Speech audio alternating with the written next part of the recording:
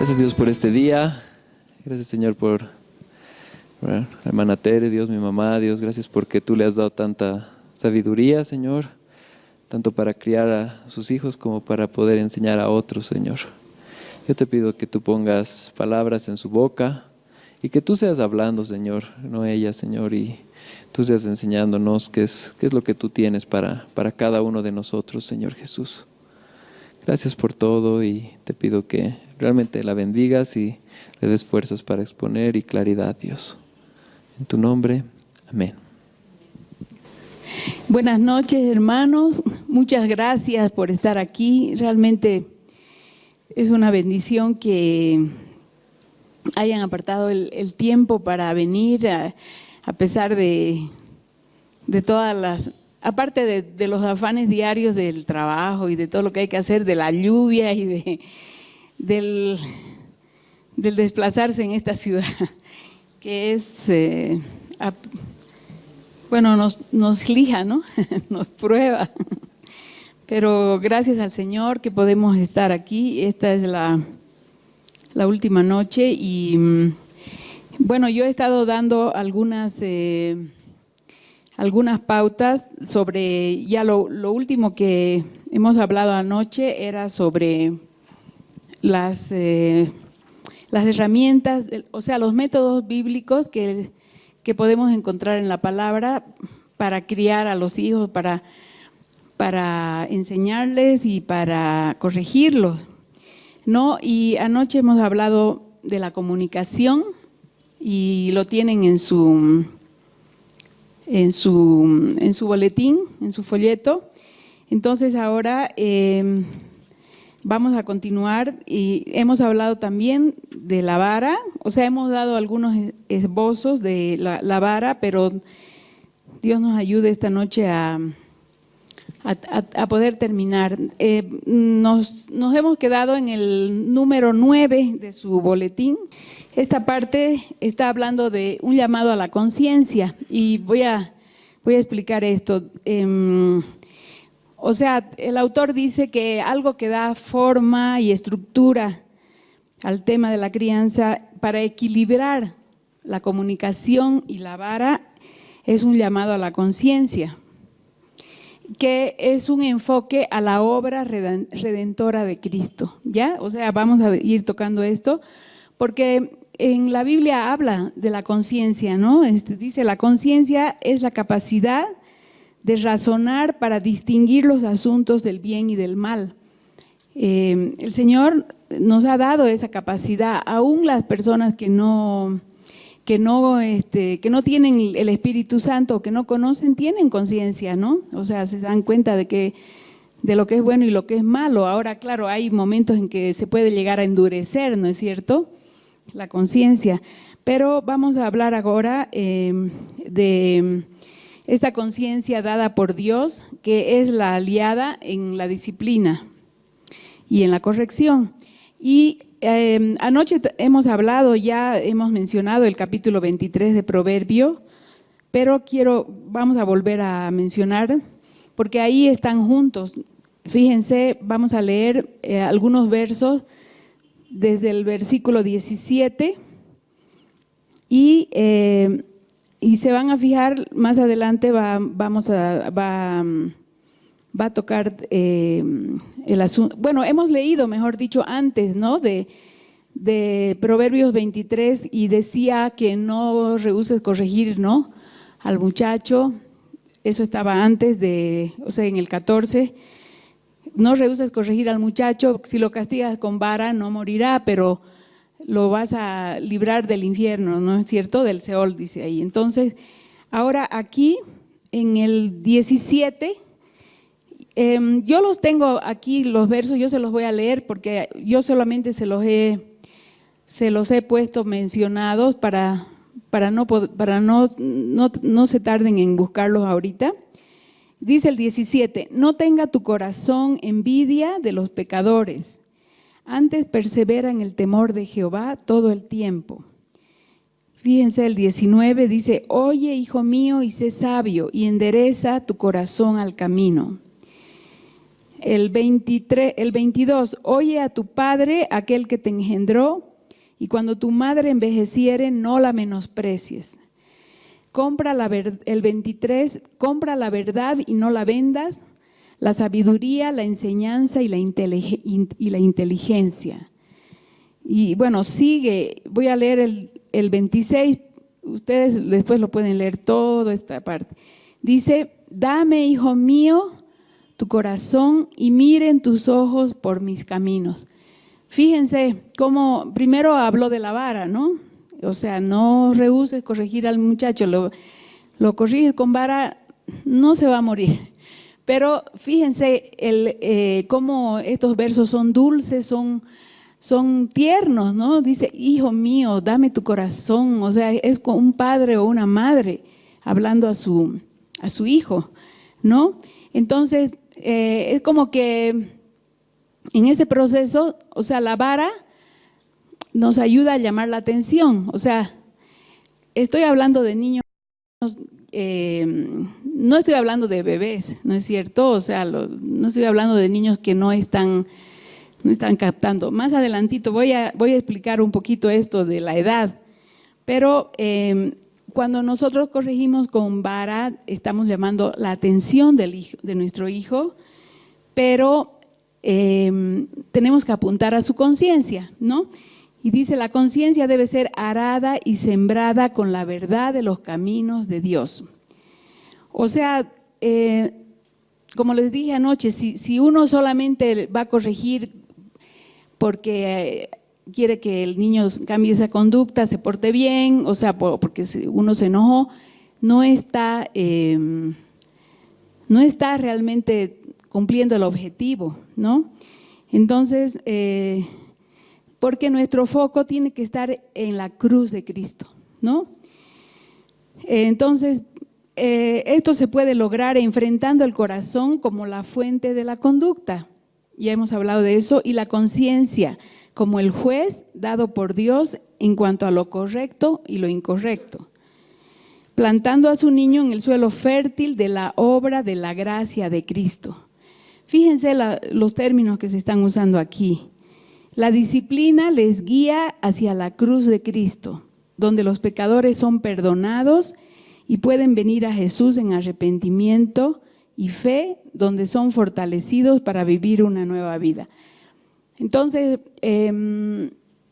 este procedimiento, podríamos llamar así, de corregir a nuestros hijos con la vara y la comunicación, apelando a la conciencia, no tiene nada que ver con lo que puede ser que vemos, o también que alguna vez, bueno, nos hayamos equivocado y hayamos corregido mal a nuestro hijo, ¿no?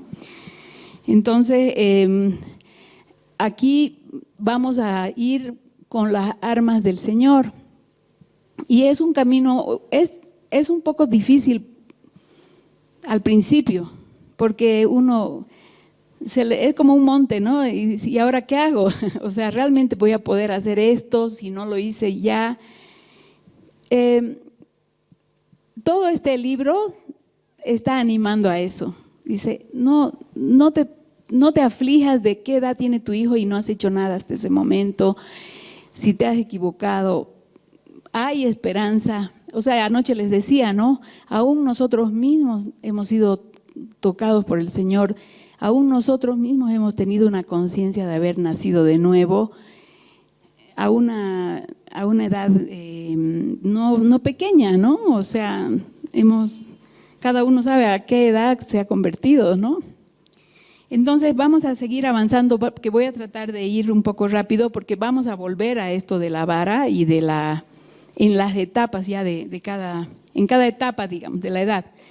Entonces, el siguiente punto dice, enfocándonos en las diferentes etapas, y la primera es de la infancia a la niñez. O sea, esta etapa se refiere al niño que desde que nace, más o menos hasta los 5 años, 4 a 5 años, y esta etapa se puede describir como cambios. O sea, esta etapa es la que el niño tiene muchos cambios, o sea, de haber nacido un bebé que apenas lloraba o balbuceaba. En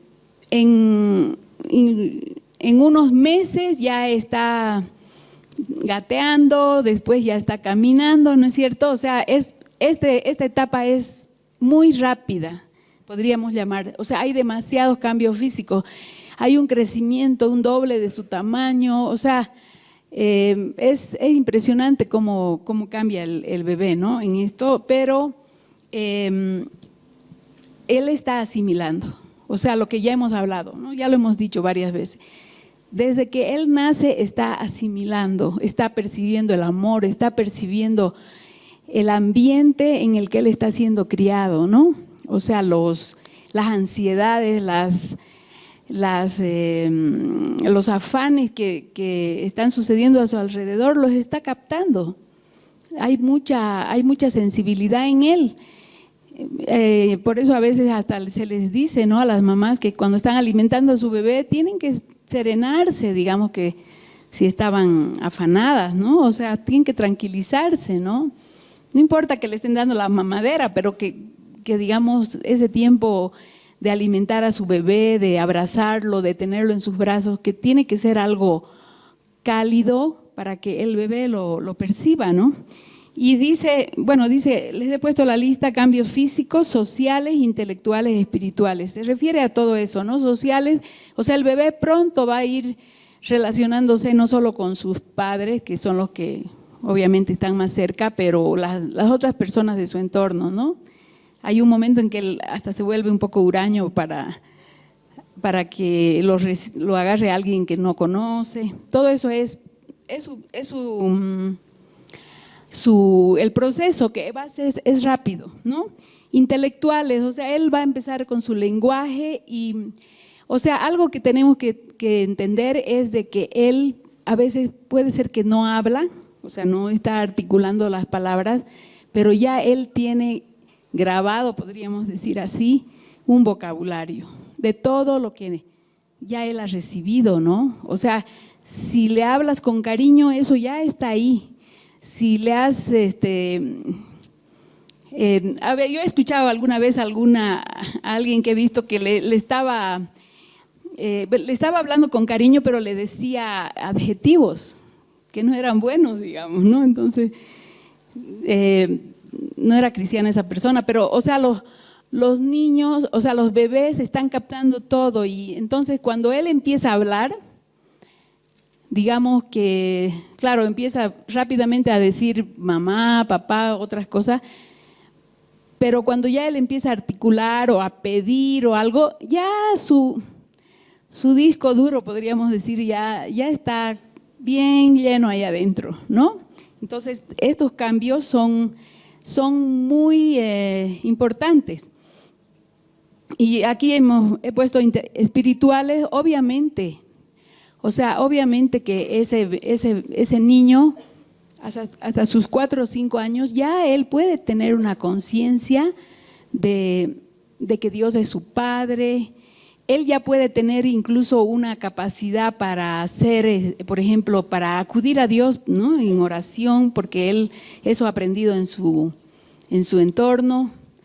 Puede haberlo aprendido o puede no haberlo aprendido. O sea, podemos ver eso a nuestro alrededor, porque él puede, como les decía, puede no articular muchas palabras, pero él ya lo tiene ahí adentro, ¿no? Puede entender que Dios es el que ha creado las cosas. O sea, todo lo que le has hablado a tu hijo hasta esa edad está ahí, ya él lo aprendió, ya te has tomado el trabajo de leerle, de leerle la palabra, de que aprenda, o sea, que aprenda incluso de memoria, puede aprender la palabra, ¿no? Los hijos, o sea, en el pueblo de Israel, los hijos de los rabinos, o sea, que iban a ser preparados para ser rabinos, hasta los 5 años ya se sabían de memoria el Pentateuco, de memoria, hasta sus 5 años, los 5 primeros libros de la Biblia ya se lo sabían. O sea que como les he contado la otra noche, la anécdota, ¿no?, de mi hijito, había estado aprendiendo unas canciones que vio en la televisión y las sabía de memoria. Y yo no me había esforzado, digamos, para enseñarle, ¿no? Entonces o sea, qué desafío, ¿no?, que podamos enseñarles a nuestros niños la palabra del Señor, que la memoricen, que la guarden en su corazón. Eso es tan importante, porque no tenemos que desperdiciar. Por ejemplo, como les decía también anoche, ¿no?, a veces no hay nada que hacer, o uno tiene algo que hacer y entonces le pone al niño la televisión, digamos, ¿no? Entonces el otro está ahí captando lo que está ahí, las canciones que están ahí, aunque sea para niñitos, pero si ustedes se fijan las letras, no hay pues ningún contenido, ¿no? Pero él está captando y puede, después si lo vemos, puede estar jugando sobre eso y repite, ¿no? O sea, este autor contaba de una niñita que estaba diciendo, o sea, era una niña de 4 años y estaba diciendo, ¿sabes qué, hijita? Tengo que disciplinarte porque no me has obedecido. Yo soy la mamá y debo corregirte porque Dios me enseña que lo haga. Y le había estado hablando a su muñeca, ¿no? O sea, entonces la niñita estaba repitiendo lo que había hecho con su… O sea, lo que habían hecho con ella, ¿no? Si su mamá le había hablado así, hijita, tengo que disciplinarte. O sea, estaba bien internalizado, podríamos decir en términos de psicología. Entonces, la lección más importante que el niño debe aprender es que es un individuo bajo autoridad. O sea, hasta sus 5 años él tiene que saber que él tiene que obedecer. O sea, no le vamos a preguntar, no le vamos a decir, haz esto, o sea, ¿quieres hacer esto? ¿Quieres hacer esto otro? En esta edad no es así. O sea, nosotros, sus padres, tenemos que decirle, ahora toca hacer esto, ahora toca hacer, es la hora de tu baño, no, que no quiero bañarme ahorita, que no sé qué. O sea, a todo él va a decir no, pero el padre y la madre son la autoridad. ¿Y por qué? Porque así ha creado Dios. O sea, ese es el orden de Dios, que ha dado la responsabilidad a los padres de hacer entender a sus hijos que ellos son los agentes de la autoridad de Dios. O sea, esas palabras puede ser que al principio no cuesta entenderlas, pero, o sea, yo he contado varias cosas de mi propia experiencia de cuando yo era niña, y mi papá nos decía eso. Yo tengo la autoridad porque Dios me la ha dado y voy a dar cuentas a Él. O sea, incluso eso hasta da libertad, ¿no es cierto? Para que los niños no sientan que nosotros los estamos hostigando o los estamos poniendo en una situación en la que porque yo soy tu papá o porque yo soy tu mamá me tienes que obedecer. O sea, generalmente así apelamos, ¿no? Entonces, el pasaje clave para este periodo es Efesios 6, del 1 al 3, que yo se los voy a leer. Dice: hijos, obedeced en el Señor a vuestros padres, porque esto es justo. Honra a tu padre y a tu madre, que es el primer mandamiento con promesa, para que te vaya bien y seas de larga vida sobre la tierra. Y voy a hablar de este verso un poquito más adelante. Voy a dar énfasis a este verso porque la obediencia de nuestro hijo tiene que ser con respecto a Dios, porque dice obedeced en el Señor, ¿ya? Entonces la obediencia es una respuesta a Dios. Los hijos nunca se van a someter a sus padres de verdad si no entienden esto. O sea, esta verdad tiene que ser entendida en sus corazones. La sumisión a la autoridad terrenal es una aplicación específica de ser una criatura bajo la autoridad de Dios. Este Efesios, del 1 al 3, nos enseña que Dios ha establecido un círculo de bendición para los niños que están bajo la autoridad de los padres. Este es el lugar de la seguridad para ellos. Ahora, si se fijan esto, digamos nosotros como adultos, nos hemos aprendido que muchas veces, bueno, hay algo, una circunstancia o algo que Dios ha demandado que hagamos y no lo hacemos. De alguna forma nos resistimos, ¿no es cierto? ¿Y qué pasa? Nos salimos de la autoridad de Dios, o sea, nos salimos de la cobertura, ¿no? O sea, a veces hay personas, digamos, cristianas que, bueno, por alguna razón X se han rebelado contra un pastor, por decir algo, ¿no? Y no es la cuestión que porque el pastor le tomó cuenta, sino porque él, bueno, se ha molestado por eso o algo así y se ha replegado. Y eso es peligroso porque se está saliendo de la cobertura. O sea, eso se aplica también a nosotros, ¿no es cierto? Por eso en la palabra nos enseña que debemos congregarnos, que debemos considerar a los que están en autoridad sobre nosotros, porque eso es, cuando estamos bajo la autoridad, estamos bajo la cobertura, ¿no? Y Dios nos guarda, Dios nos cuida de eso. O sea, a veces como esposas, por ejemplo, nosotros las mujeres tenemos que considerar lo que nuestro esposo nos dice porque estamos bajo esa cobertura, ¿no? Y yo tengo, no es el tema ahorita, pero hartas experiencias que he aprendido en las que yo en mi interior no estaba de acuerdo, no quería hacer como mi esposo dijo. Bueno, en algunas no lo hice como él dijo y me salió mal.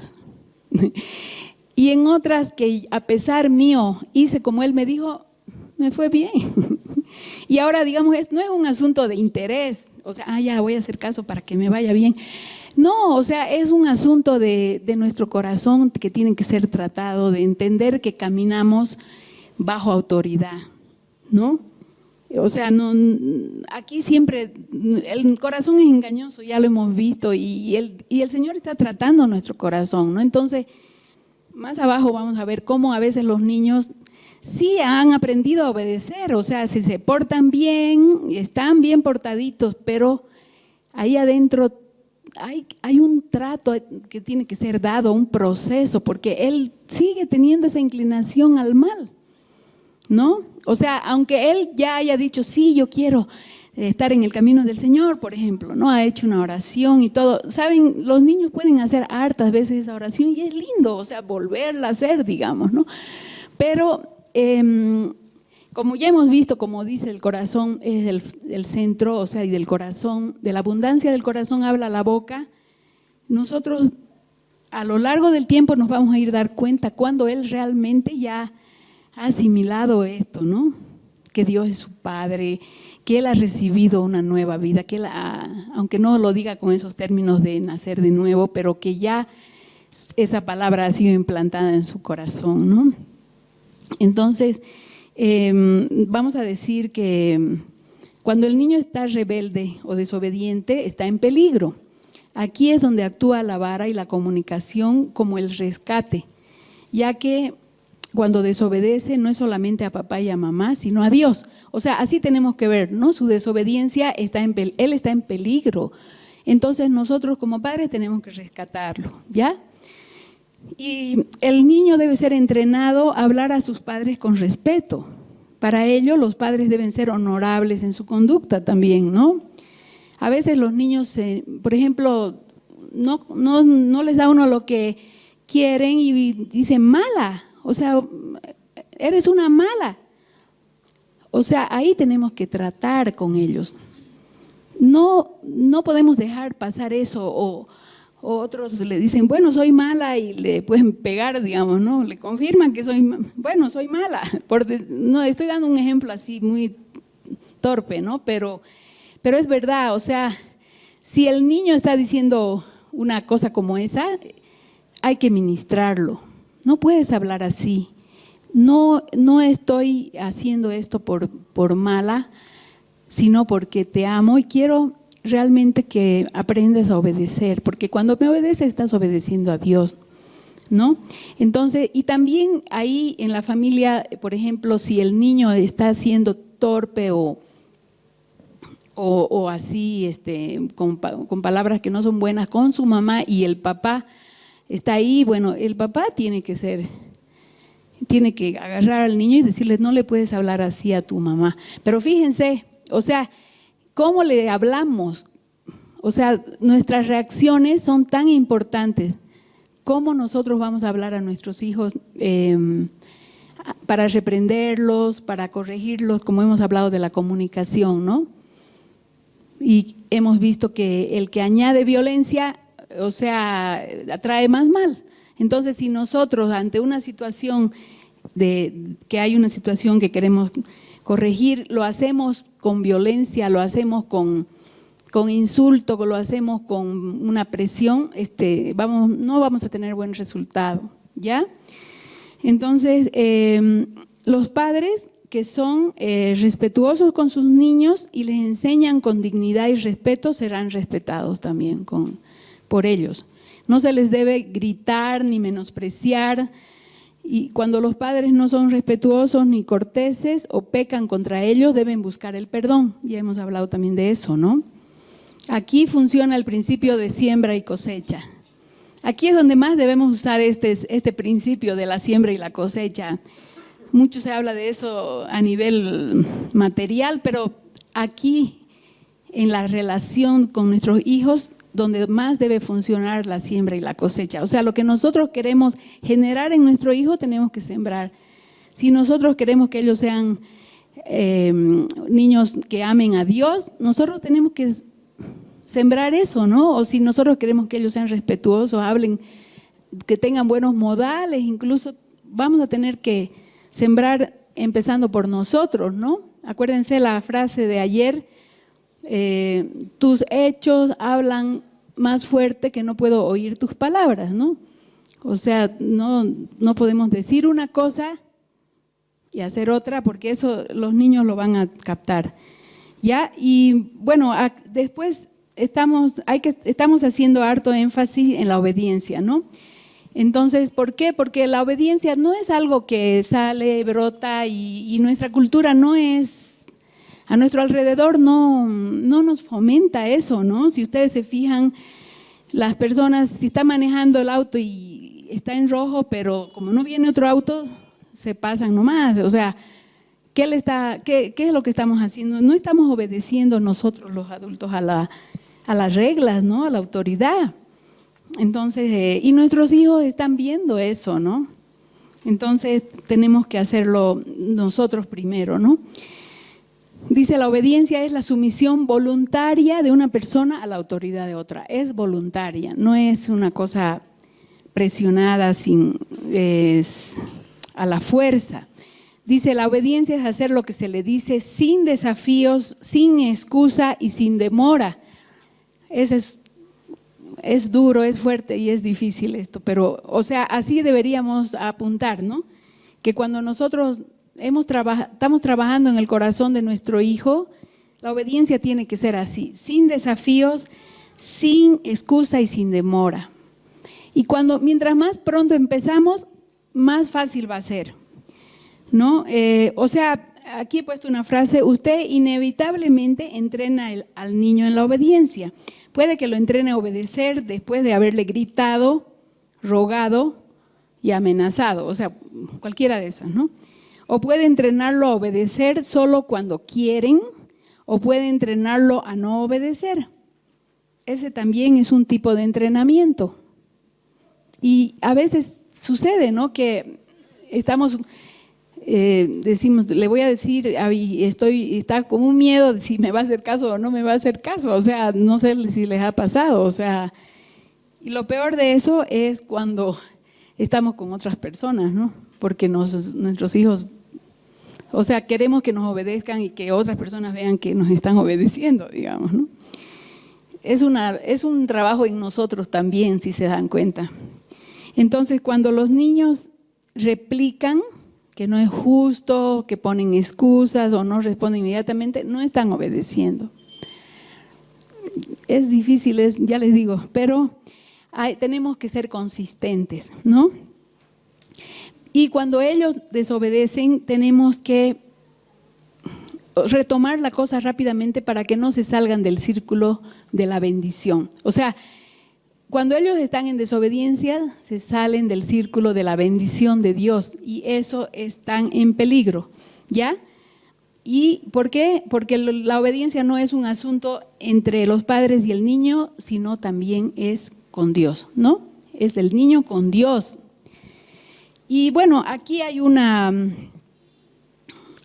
cosa que este autor lo llama el proceso de apelación, que me ha parecido muy interesante.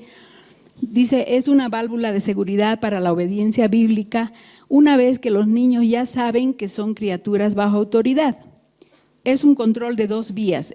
Es un control contra un capricho de los padres, porque a veces, no sé si ustedes han pasado esa experiencia de que le habían dicho algo que porque a ustedes se les ha ocurrido que mejor que no lo hagan, ¿no es cierto? Y el niño ha empezado a decir, no, pero no es justo, que no sé qué. Pero fíjense, cuando ya el chico sabe lo que es estar bajo autoridad, él podría apelar, ¿ya? Y dice, los niños podrán apelar para que sus padres reconsideren con honestidad la validez del mandato. O sea, por ejemplo, digamos que él sabe que tiene que acostarse a las 8 de la noche, por decir, porque tiene que ir al colegio el día siguiente. Entonces, en alguna oportunidad surge una situación en la que él dice, por favor, puedo tal cosa, o sea, que no sea, o sea, no me puedo ir a la cama a esa hora, puede ser más tarde. Y ahí, digamos, ¿qué pasa? Bueno, uno puede decir, no, esa es la hora y punto, así. O puede decir, bueno, por esta vez, o esa es una apelación, digamos, ¿no? Pero fíjense, el niño tiene que estar bien claro en que él tiene que obedecer, ¿no? Entonces, uno puede cambiar o sea, suavizar un poco, digamos, ¿no? O sea, cuando uno es así, digamos, tajante y no considera alguna situación específica, eso puede traer dolor en el corazón del niño. Al final obedece, pero, o sea, los padres tienen que evaluar, ¿no? Ahora, que no es una cuestión de pecado o que no es una cuestión… Hay cosas que no se pueden, no hay apelación, que no se pueden negociar, esa es la palabra, ¿ya? Entonces, es importante el ejemplo de los padres porque muchas veces nosotros estamos dando malos ejemplos, por ejemplo, perdón por la redundancia, pero bueno, nos pasa, pues somos confrontados, por ejemplo, ahora en nuestro medio con autoridades del gobierno, por ejemplo, que están haciendo cosas mal y bueno, o sea, ¿quién no estuvo renegando sobre alguna cosa de estas, no? Y nuestros hijos nos están escuchando también, o sea, tenemos que saber si en nosotros hay esto, ¿cómo vamos a hablar de este tema, no? O sea, es algo para reflexionar, ¿no? O sea, nosotros no podemos exigirle a nuestros hijos que ellos sean obedientes a las autoridades y nosotros también estamos despotricando.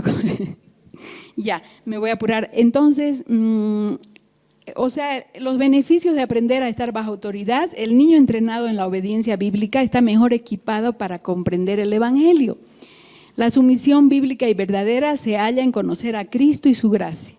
Ya otro punto aquí, los procedimientos. Aquí vamos a hablar así de la vara más rápidamente. Recordemos en el Efesios 6 del 1 al 3 que los caminos del Señor forman un círculo de sumisión a la autoridad de los padres. Esa es una protección, ¿no? Significa honrar y obedecer a los padres. Cuando el niño se sale del círculo, nosotros tenemos que atraerlo con la vara y la comunicación. En esta primera etapa, hasta los 5 años, es primordial la vara. O sea, sí, seguimos en el punto 10 de la infancia a la niñez.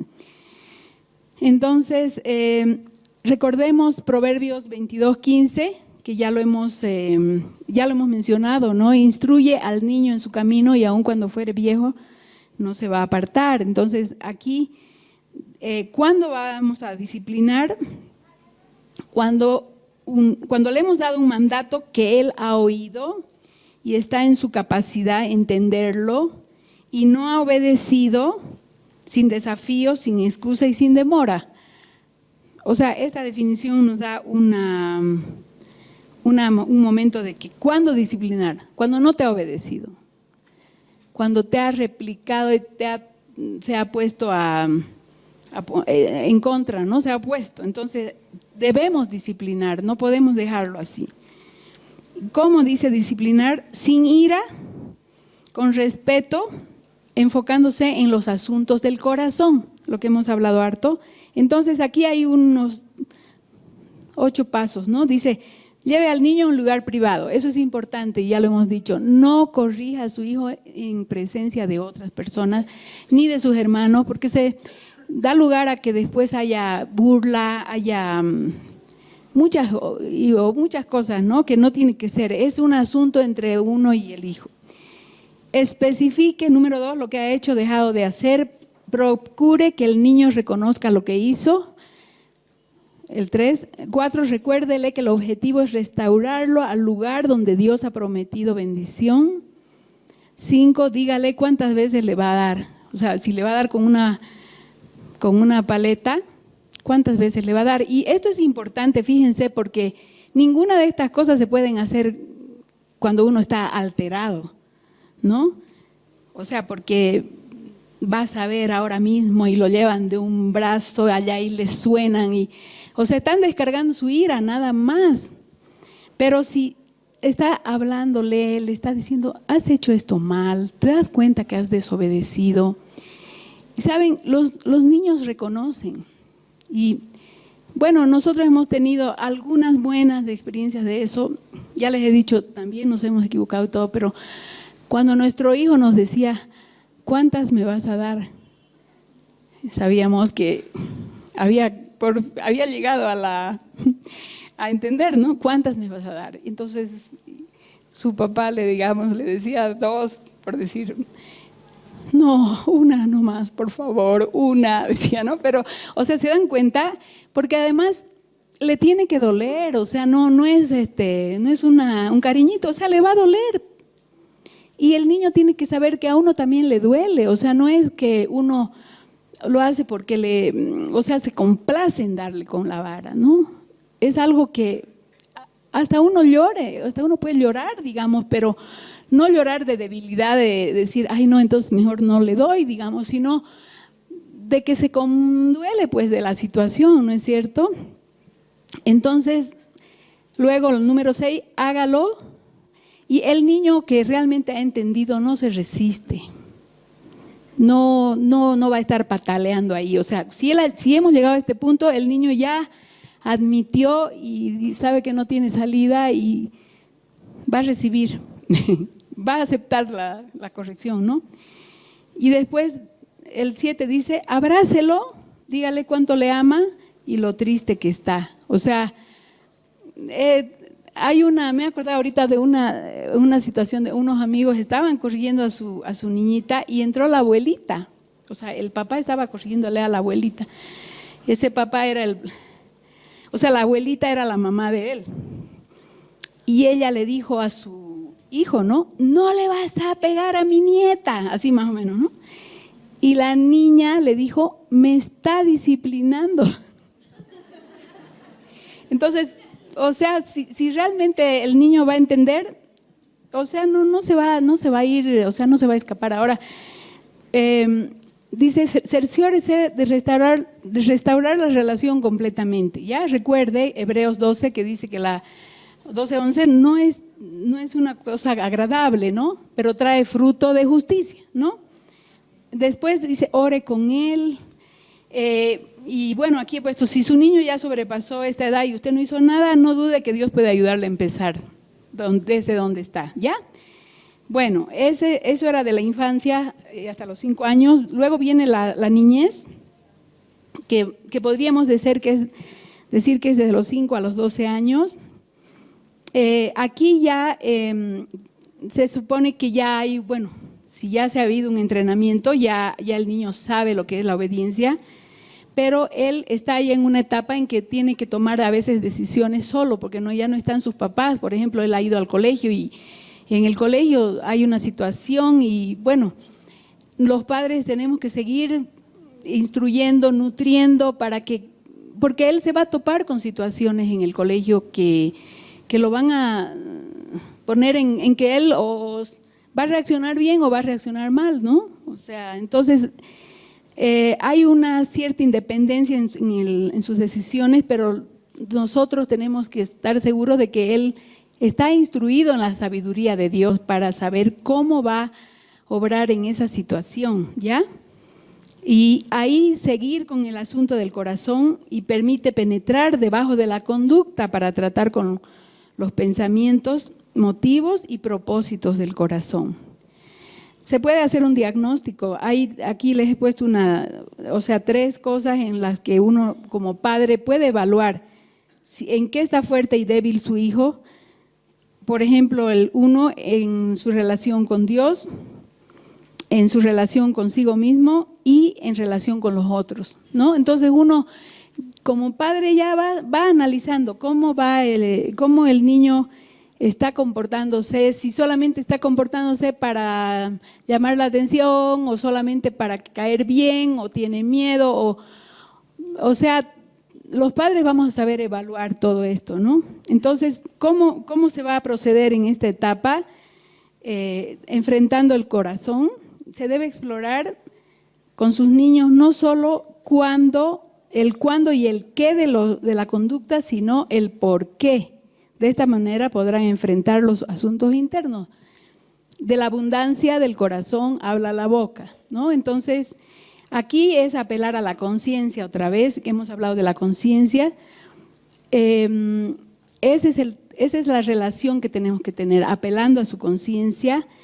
Y si se fijan, lo ideal sería que ya en esta edad, que ya ellos no necesiten recibir una vara, o sea, una corrección con vara, sería ideal si es que ellos ya hasta sus 5 años ya han recibido, ¿no? Ahora, no es que no va a haber, de repente va a haber situaciones en que ellos van a tener que recibir una paleta, si es que realmente es pertinente, pero nuestro anhelo sería de que ya en esta edad no sea tan frecuente. Ahora, yo les digo, hemos hablado muy rápido de eso, pero de los castigos que nos enseñan, por ejemplo, ya no vas a salir, ya no vas a, una semana no vas a poder hacer esta cosa. Esos castigos son peores, porque no están tratando con el corazón, ¿no? Entonces tenemos que realmente revisar eso, porque tiene que haber alguna consecuencia, ¿no?, de la desobediencia. O sea, los padres tenemos que poner los hijos tienen que saber que hay una consecuencia de nuestra desobediencia, ¿no? Y a veces en esta edad de 5 a 12 años, pues puede ser que hay situaciones en que la ha desobedecido a sabiendas y todo, pues necesita una vara, ¿no? Entonces, esforcémonos por ayudar a nuestros niños a que él entienda que es pecador, que es egoísta y que necesita. Ahora, cuando digo que es egoísta, o sea, hay que cuidar harto que no les ponemos adjetivos a nuestros hijos, ¿ya? No le vas a decir eres egoísta, eres mentiroso, no es así. O sea, vamos a ir a revisar la conducta que hizo y decirle, has hecho tal cosa, ¿no? O sea, separar la conducta de él, o sea, no darle adjetivos que lo lastimen, que lo afrenten, ¿no? Enfrentar los asuntos reales del corazón abre continuamente el camino a la cruz, donde se encuentra el perdón para todos. Usted no puede decirle a su niño que si se esfuerza lo suficiente, si es suficientemente bueno, si realmente lo quiere, puede ser lo que Dios le ha llamado a hacer. El niño no puede, porque no es algo natural para él, aparte de la gracia y el poder de Dios. Fíjense, o sea, esta frase tenemos que entenderla bien, ¿no? Vas a poderlo porque eres capaz, digamos, ¿no? O sea, lo que necesitamos decirle es, vamos a acudir a Cristo porque Él te va a ayudar, Él te va a cambiar, ¿ya? Tampoco puede cometer el error común de tratar de edificar buenas cualidades de carácter en él sin referencia a Dios. Esos son los niños fariseos, podríamos llamarlo así, ¿no? Son bien portaditos, son buenos, buena gente, saludan, son amables y todo, pero ahí adentro pues todavía hay algo que tenemos que nosotros tratar. Ahora, lo que le hemos dicho, y Jorge va a hablar de eso ahora, enseguida, el trato también es con nosotros, ¿no? Porque nosotros también luchamos con los malos pensamientos, luchamos con la comparación,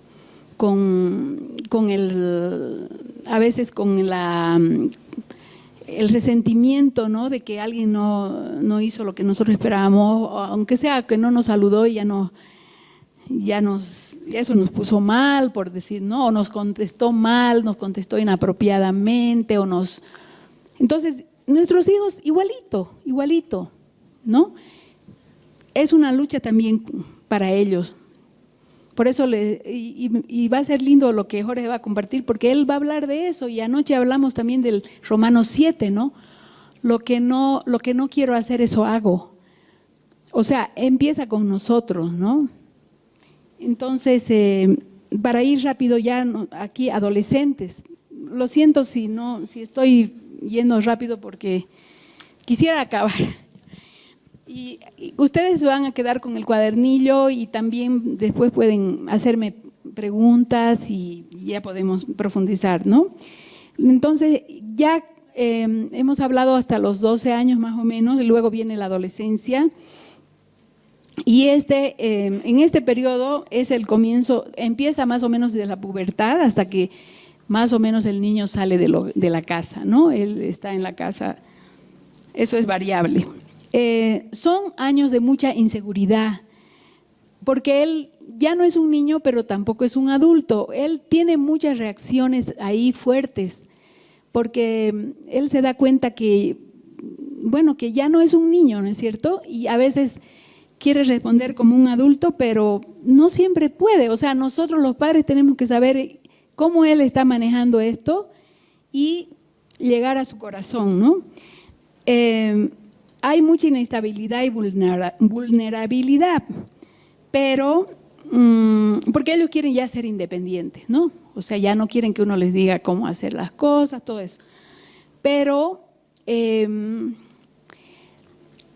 nosotros tenemos que alertarles de, por ejemplo, los cambios que están sucediendo en él, como de la pubertad, todo eso, por ejemplo. Mucho antes tenemos que alertar, saber que él sepa, ¿no?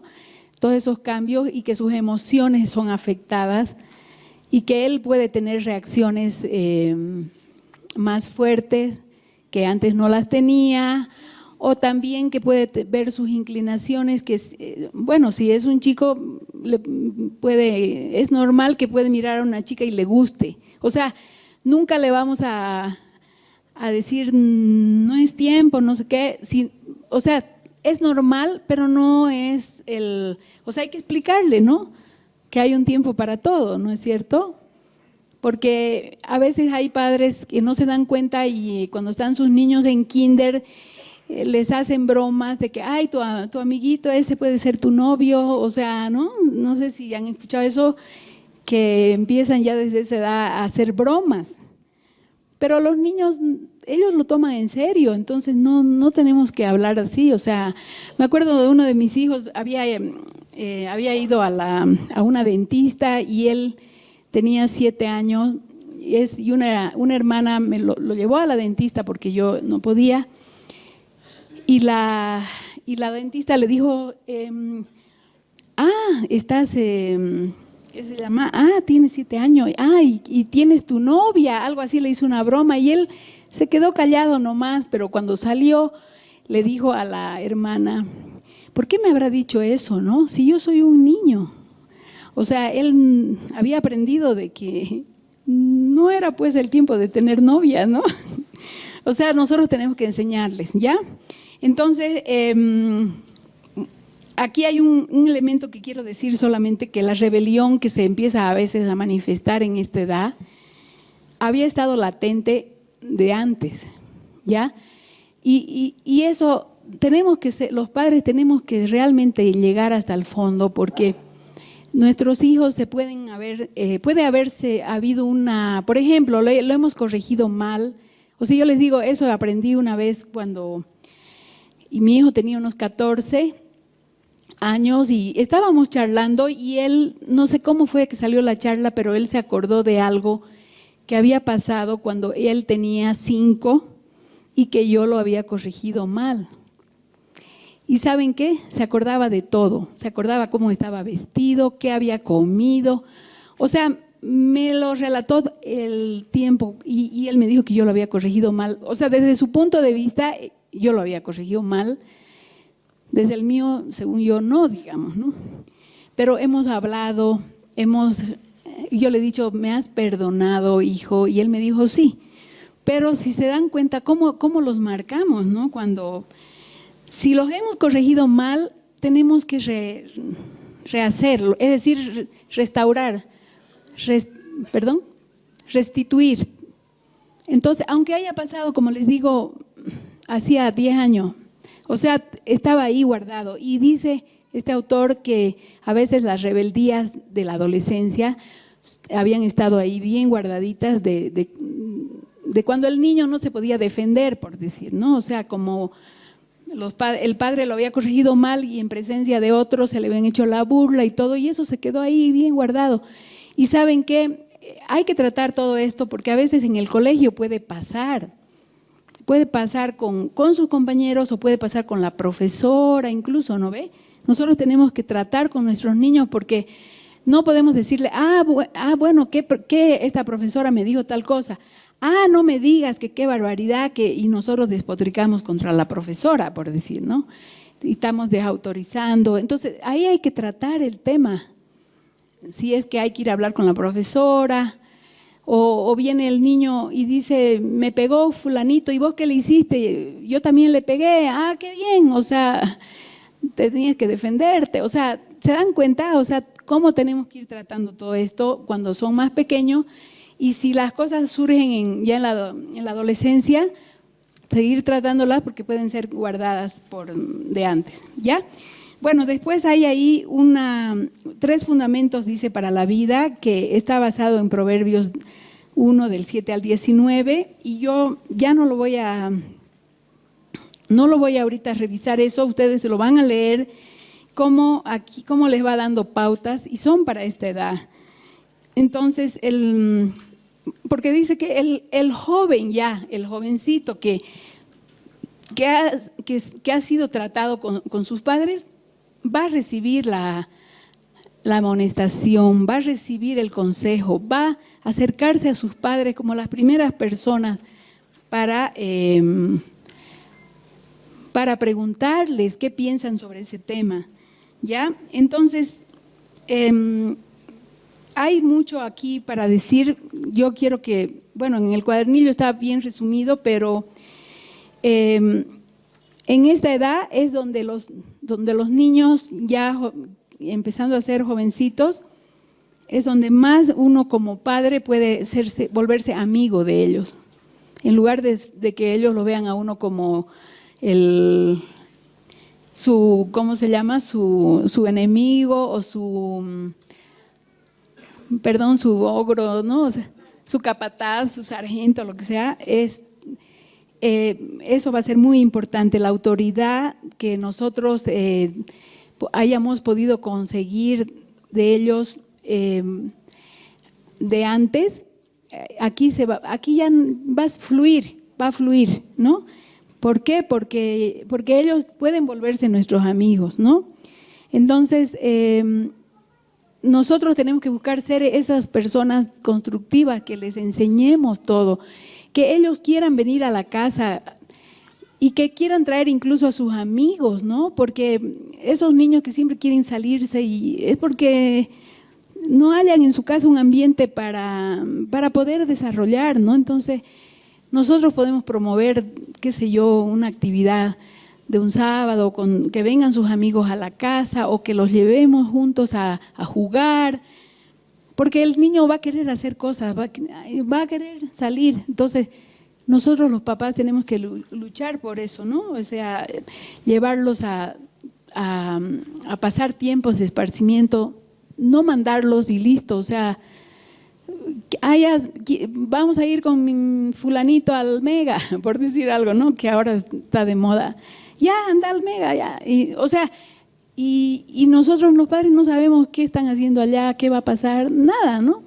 Entonces tenemos que realmente atraerlos a nuestros hijos, ¿ya? Y nuestra relación con ellos tiene que ser como de amigos. O sea, no les estoy diciendo que nos volvamos ya que puro chanzas y cosas, no es cierto, sino, por ejemplo, como amigos en el sentido de que, por ejemplo, vos tienes un amigo y has visto algo que quieres decirle, le hablas a tu amigo o le dices, oremos juntos, ¿qué te parece tal cosa? O ¿cómo te está yendo en esta situación? O sea, tu relación con una persona amiga es para saber, para ayudarse mutuamente, ¿no?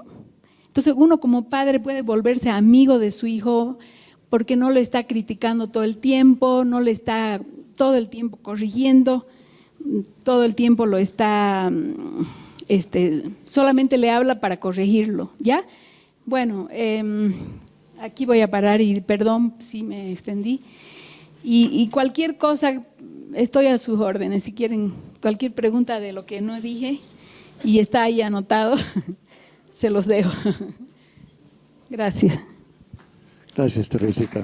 Muchas gracias.